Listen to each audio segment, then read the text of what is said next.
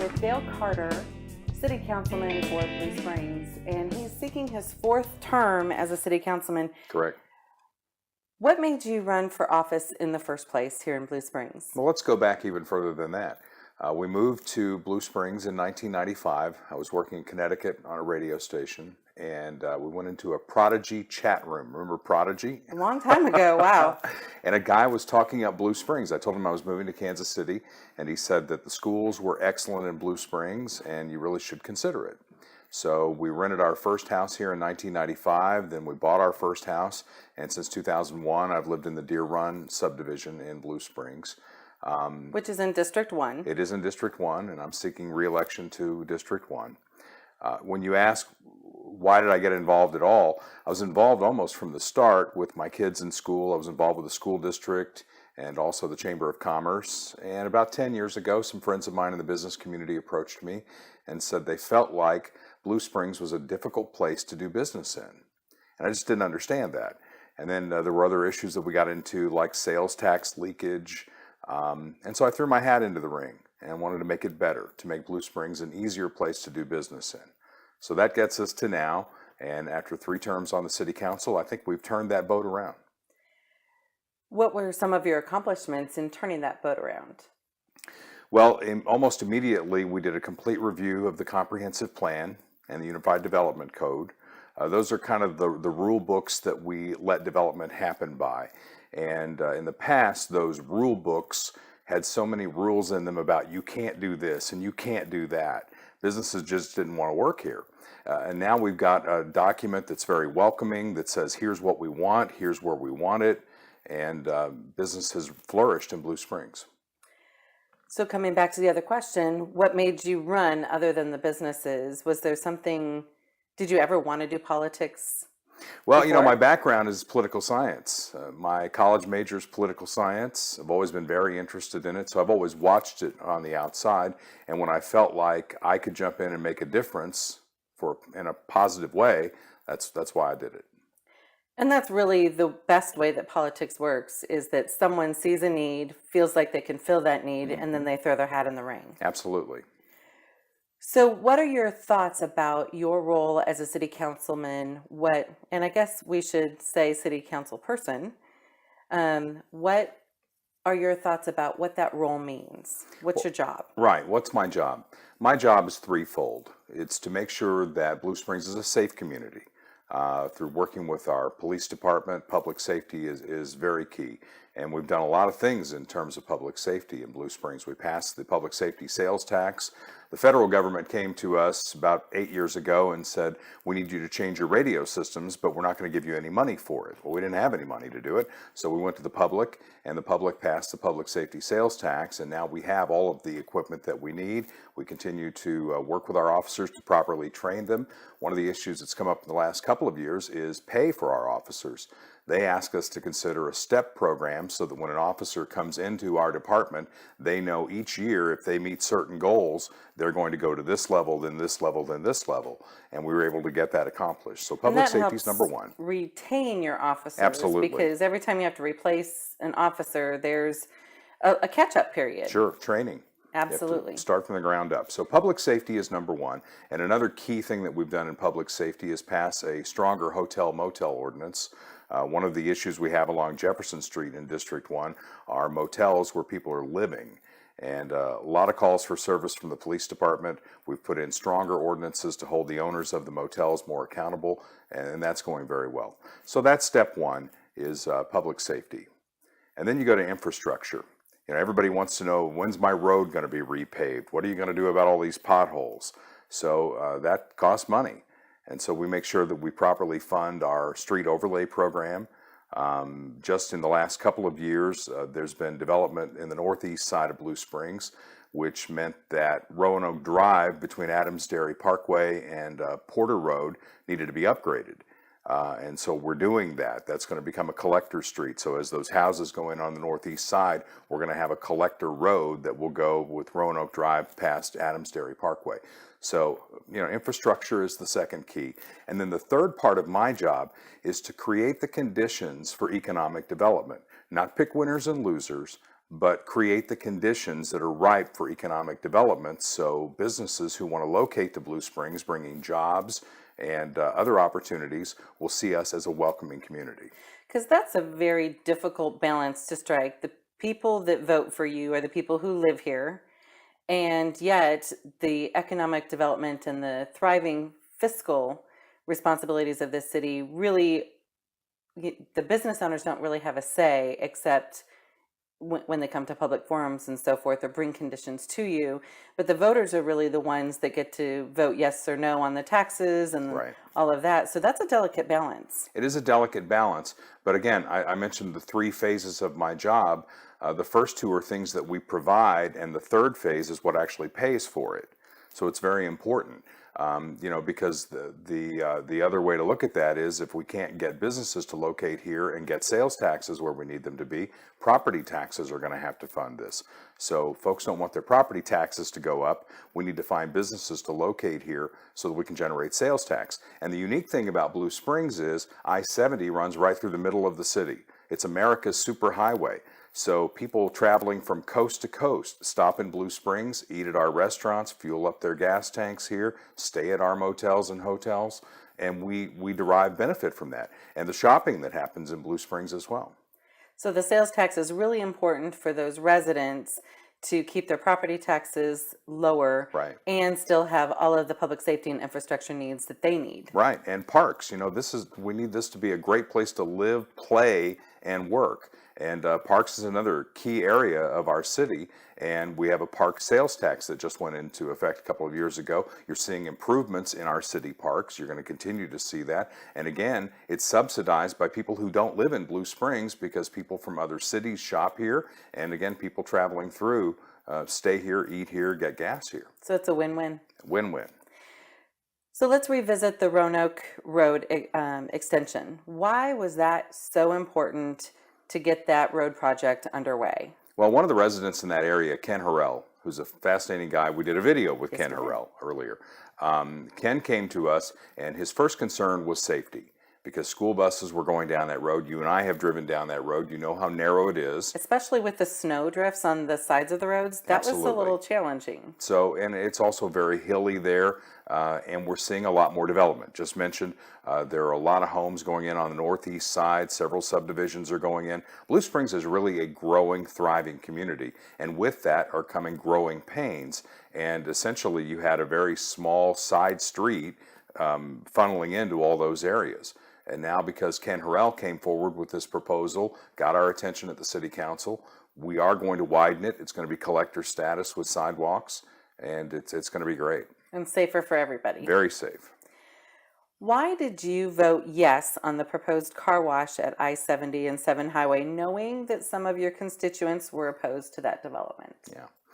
Well, and I would do it again. And here's the reason why. Let's think about this in terms of not that it's a car wash, okay? It's a business coming to town, okay? It could be a restaurant, it could be barber shops, it could be anything. But this particular business is going to be the best in that category, okay? Yes, we may have 5 or 6 of those along 7 Highway, but this one is going to be the best in that category. Well, when that happens, the way the economy works, the way the market works, is when you get the very best of something, the very least on the other end of the scale will probably close. They'll either have to up their game or Right. close. That's the churn of the market. So in a sense, we would have had, let's say there were 6, and 4, 5, and 6 were not up to par with what was going to go in. And what was going to go in was a Charlie's Car Wash with detailing bays. We don't have that anywhere in Blue Springs. If you want to get your car detailed, you have to go over to 40 Highway in Independence. There are a couple over there. So it would have filled a need for the It would have community. filled a need. So if that had gone in, then there are a couple of other car washes that are the old variety spray-off car wash. Well, maybe they can't survive in that market. That's the way the market works. You don't pick winners and losers from the City Council perspective. You look at each deal separately. And when we looked at that deal, it checked every box, literally every box. When you go to the comprehensive plan that we talked about, that parcel of land all but calls for a car wash there. It calls for some sort of automotive servicing business. Okay, so the company that came in was going to tear down the existing motel, which has been abandoned, And, any number of people are camping out around there. There's illegal activity going on around there. It's not a safe area. So they were going to tear that down. MoDOT says that anything that happens in that area will require redoing the road because there's a Rerouting. sharp hairpin turn there. So the road has to be redone. They were going to pay to do that. Okay, they weren't asking for an incentive from the city. That's one of the things that we talk about a lot in city government is TIFs and various kinds of incentives that involve taxes. They weren't asking for any incentive. They were just going to do it. They were going to do it on their own. Yep. They were going to bring $1 million payroll to the city of Blue Springs. Starter jobs. We graduate 1,000 kids every year between Blue Springs and Blue Springs South. And, not all of those kids are going to go off to college. And, you need starter jobs. And they were going to provide those starter jobs. So all those things that they checked every box on. And then the fact that it was a level of car wash that we don't have in the city of Blue Springs. And maybe some of those lower level car washes close. Those properties get redeveloped. Who knows? Maybe they turn into sit-down restaurants, which is something else the constituents talk about. Well, and it's really on the business owners to do their own feasibility studies on whether or not they want to expand their business and scale up or even start a business in any municipality. That's really not the city council's job to determine the feasibility of a business. No, the market needs to do what the market does, and the market is at its best when, things like this happen and redevelopment happens in other parts of town. Now, the flip side of this coin is that the market saw this. The market watches what happens, okay? And the market looked at that particular deal and said, same old Blue Springs. They're back to being difficult to do business with. They're picking winners and losers, and it may hurt us down the road. I hope not. The good news about that particular property is the people who own Charlie's Car Wash, Blue Beacon International, they went ahead and bought that property. Their plan is to go ahead and demolish the hotel. They like that property and they want to be in Blue Springs. Now, I don't know what it's going to be. They may well come forward with some sort of incentive ask from the city, but the good news is they bought that property. And the latest news that I got on it is they still don't know what they want to do with it. They bought it. The neighbors have complained about the swimming pool, that it might be a mosquito area or whatever like that. So they are going to take the swimming pool out. That's going to be their first thing. They're not going to fill it in with rock. They're going to come in, they're going to excavate it, and they're going to take the swimming pool out. Do it right. So that will not be a problem. Well, and that's great that a business that isn't even established in Blue Springs is taking care of the citizens of Blue Springs. Right. So, speaking of the residents of Blue Springs, there's been a lot of new home construction. Is there a reason for this? And is the city prepared for more growth? Yes, we have a lot of room to grow. Northeast, northwest, and particularly the south side is an area of growth. And that brings up a couple of other issues. When I ran, one of the big issues in town was sales tax leakage. There were a lot of businesses that have been built in Independence, along Little Blue Parkway, out by Silverstein Eye Center's arena. In fact, Silverstein Eye Center's arena, Bass Pro, a lot of that business could have come to Blue Springs, maybe should have come to Blue Springs. But because we were difficult to work with, they went to Independence. So we had a sales tax leakage issue, okay? And this is about the same time that the housing bubble happened. We ran infrastructure to the south side in something called a NID, a Neighborhood Improvement District. We ran sewer lines out to that area. And then all of a sudden, no houses were being built. And so the city is still paying those NID payments on properties that haven't been sold yet. But the good news is development is on fire. In certain months, we're leading Jackson County in housing starts. So it's going very well. But I'll go back to when we had the sales tax leakage issue. We did a TIF for the stores at Adams Dairy Landing, Target, all the surrounding stores. And there were people who fought that. And in 2008, when the housing bubble burst, about the only thing keeping this city afloat was the sales tax revenue coming out of the Adams Dairy Landing area. Wow. So going back to one of the first things that you did as a councilman was work to get the first time home buyer initiative passed. How is that going to affect, and does it continue to affect the home ownership rise in Blue Springs. It does, absolutely does. It turns renters into owners, and I think makes them better citizens. And, you know, anytime you come up with a big idea for Blue Springs or any city, you ought to have a way to pay for it.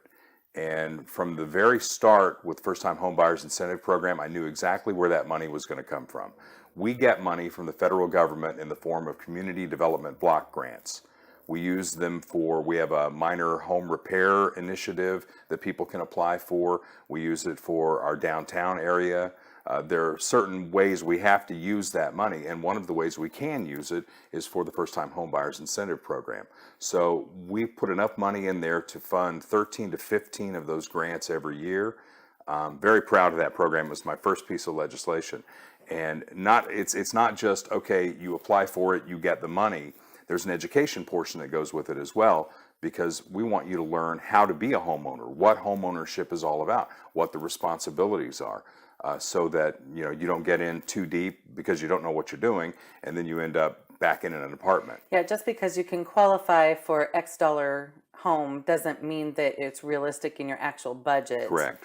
And our young people don't necessarily know all of those nuances coming out of high school about how they can apply for a loan. They don't know how to navigate the loan process. And the budgeting process of that is something that they still need to learn. So the Right. first-time home buyers incentive gives them that education and that leg up. Yeah, and I call these classes learning how to be an adult, adulting. Explain your vote on closing the recycling center, and is there a plan to provide recycling again? Well, let's talk about that in a bigger context about what a city should provide. Okay, we have done a lot in the last 9 years to come back to what our core responsibilities are. We have stopped doing some things.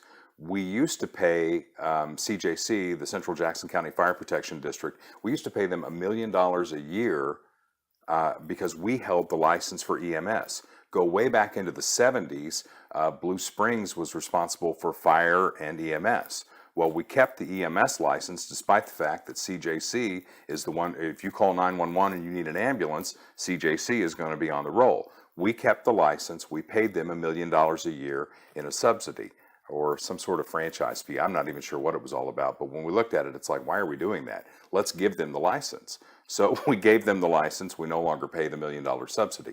There were a couple of other areas too. We used to allow you to come in and get your driver's license, your license plates, and all that stuff at City Hall.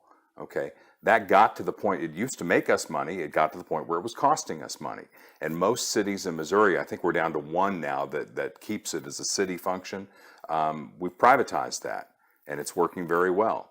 It's no longer a city function. So it's working well for the state and for the cities because the Absolutely. cities don't incur the expense. Exactly. And it's really back with the agencies that it's supposed to be with, which Right. is the state. And the same thing for county taxes. We used to provide collection services for that at City Hall. It got to the point where when you looked at it on a scale of where it was going to go in the coming years, it was going to end up costing us money. So we got out of that business too. So back to your original question about recycling. We were funding the recycling center at about $15,000 a year. Okay, because of the fact that there is no market for the materials anymore, we've done such a great job of recycling, we've got a glut on the market and nobody wants that stuff anymore. So all of a sudden the cost went from $15,000 a year to $150,000 a year. Because you were having to actually pay to get rid of it. Pay to get rid of it. Wow. So you have that on one hand. On the other hand, you have the fact that when you contract with trash hauling services, you can add recycling for like $5. You know, you have the ability to do that if you want to. That is not a core city business. That's a private business. So let the private sector handle that.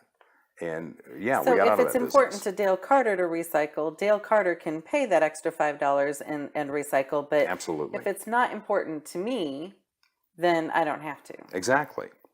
It's a personal choice.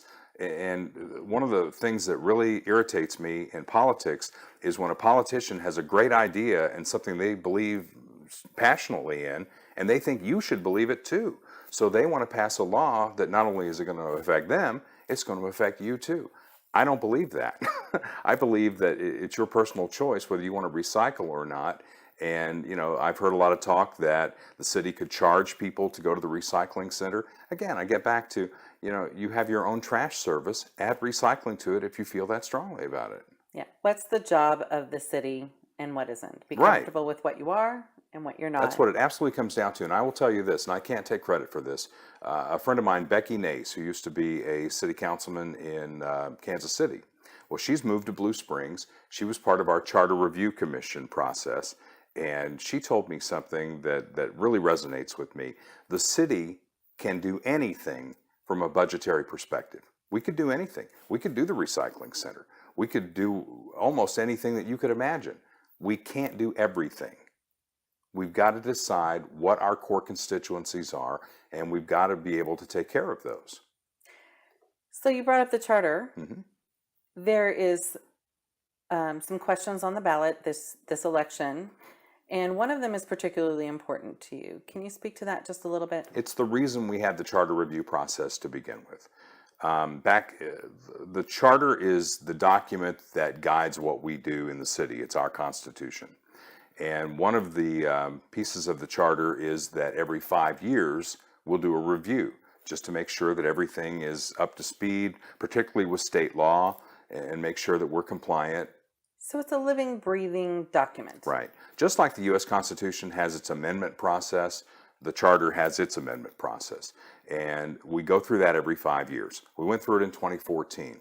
There was a mistake made in the 2014 process that allowed for the mayor to appoint the city prosecutor and the city attorney with no oversight from the city council. So what conflict would that cause with the mayor having that ability to appoint both of those positions? Well, first of all, even the President of the United States can't appoint cabinet members without advice and consent from the Senate. So it's a checks and balances issue.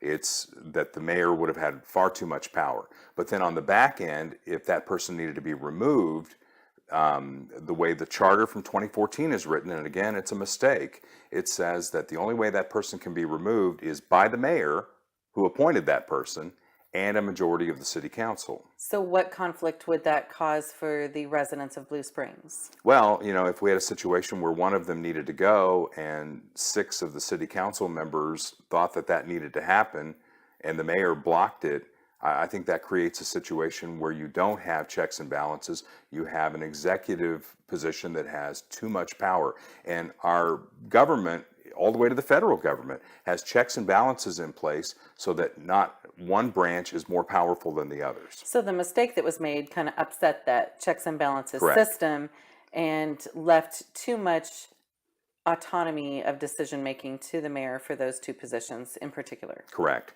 And when I raised that question with the mayor and had the backing of the city council, he agreed to move the charter review process up a full year from where it was going to be. So we had that process. I attended all the meetings, and we had a great group of folks who were there.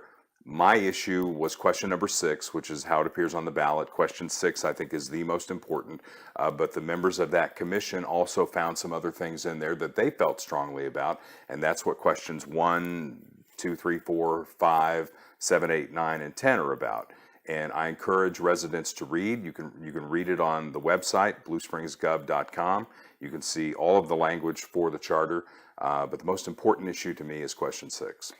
And just for clarification, this has nothing to do with the current sitting mayor. This has to do with the longevity of the charter and making sure that the checks and balances are in place for the good of Blue Springs. Absolutely. It doesn't matter to me who the mayor is. I might be the mayor someday. And if that were the case, I would want to rely on the city council for their advice and consent on any of those kinds of appointments.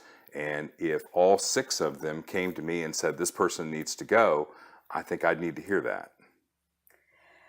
So why do you feel that you are the right choice for councilman for District 1 in this election? Well, this election I have 2 opponents, and I know them both. I think one of them would take us in a direction that would bring in a lot of areas that we don't want to get back into. Does that make sense? because we spent the last 9 years paring this thing down to what we're really good at and what the citizens feel is really important: public safety, infrastructure, economic development, parks. And, one of these gentlemen would bring in several other initiatives with really no way to pay for it. In fact, what he says on his website is that he would borrow to pay for these things using the good credit that Blue Springs has established. And I think that's really wrong. The other opponent I have in this race would take us back to a time when Blue Springs was very difficult to do business in. I mean, we're going through a process now where we're even looking at our sign code. Our sign code is so onerous, and it goes back to that 90s and early 2000s frame of mind, that businesses look at that sign code and they say, why would I move my business to Blue Springs? It's like you don't want me there. So we're working on that too. And I think that gentleman would take us back to a period of time where we were very difficult to do business with. And the hotel motel issue that we had at 7 and 70 raised that flag. And when you have that reputation, you don't want to do anything that raises that flag. And I think he would take us back there. That's why I think I am the best suited for this, because I would keep what we have going. We haven't even talked about the Persea plant, which is open in District 1. 300 new high-paying jobs making interiors for Ford trucks. We have a lot more land for things just like that. I want that to be the first of many. Is there anything that you want the voters of Blue Springs to know about you or your position on any particular issue that we haven't covered yet? I don't think so. I think we've done a good job covering this. I mean, I just think that Blue Springs is a wonderful place to live, play, and work. I've always thought that. I mean, I raised my kids here. They went to Blue Springs High School. They've gone on to other things. I want the kids who are graduating today to have better opportunities. I guess that might be something we ought to talk about. Dervet is a District 1 business along Adams Dairy Parkway. They are expanding. They are adding jobs. We have an area of land that we set aside for the Missouri Innovation Project. That didn't happen with the University of Missouri, but we still have the land. We've shown that we can have a factory making interiors for Ford. Why can't we do other things to support the auto industry at Clay Como and the Fairfax plant? And there are automobile assembly plants in St. Louis right along I-70. Let's do more of that. Let's give opportunity to those 1,000 kids we graduate every year to come back to Blue Springs and have something. That is a challenge for any municipality. We raise these kids up, they graduate from high school. Some of them stay in the community, some of them go off to college. But what we want as a municipality is we want those kids to come back and raise their kids in Blue Springs. Absolutely. Dale, thank you for taking the time on this afternoon. It's beautiful here in Kansas City. And Blue Springs. Absolutely, in Blue Springs. I'm thinking globally here. And vote April 2nd. That is the most important thing. Where can we find you on April 2nd? I will be in Blue Springs, going from polling place to polling place, just making sure everybody knows that I'm here, and I want them to get out and vote. Okay, you heard him. Vote here in Blue Springs on April 2nd, and vote for Dale Carter.